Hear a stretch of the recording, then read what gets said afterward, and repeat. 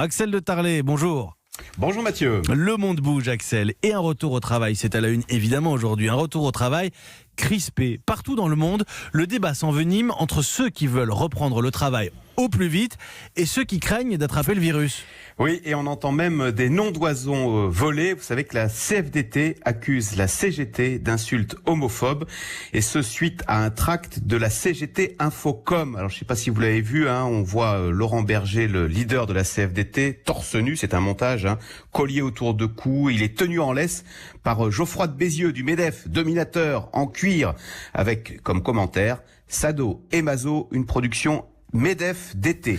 Alors ce tract fait suite aux propos de Laurent Berger samedi, qui a jugé l'attitude de la CGT grave et irresponsable. La CGT, vous savez, qui a obtenu en justice que l'usine Renault de Sandouville ne rouvre pas. Pourtant cette usine est parfaitement aux normes sanitaires, mais la CGT a attaqué sur des questions de procédure. Une convocation par email qui aurait dû arriver par courrier. Du coup, l'usine ne rouvrira pas. Oui, donc les esprits s'échauffent, et pas qu'en France.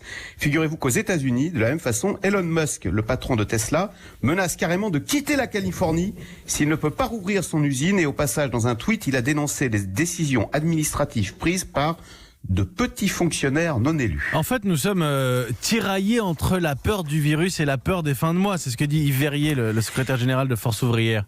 Voilà, exactement. Donc on a d'un côté la CGT qui freine des deux pieds, et de l'autre la CFDT qui, elle, s'inquiète d'une explosion du chômage. Inquiétude partagée par 96% des Français, si l'on en croit le sondage publié hier dans le journal du dimanche. Et d'ailleurs, Nicolas Barré vient d'en parler concernant Air France.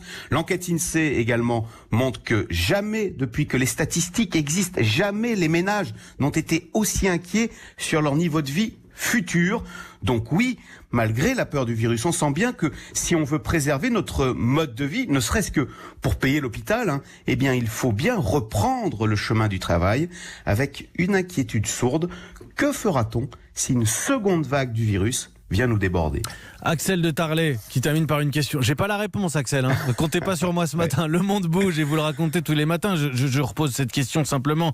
Entre 9h et 9h30, vous le savez, c'est la radio ouverte avec vos appels, vos témoignages. On va être assez large sur ce déconfinement. La reprise aujourd'hui, comment ça se passe pour vous?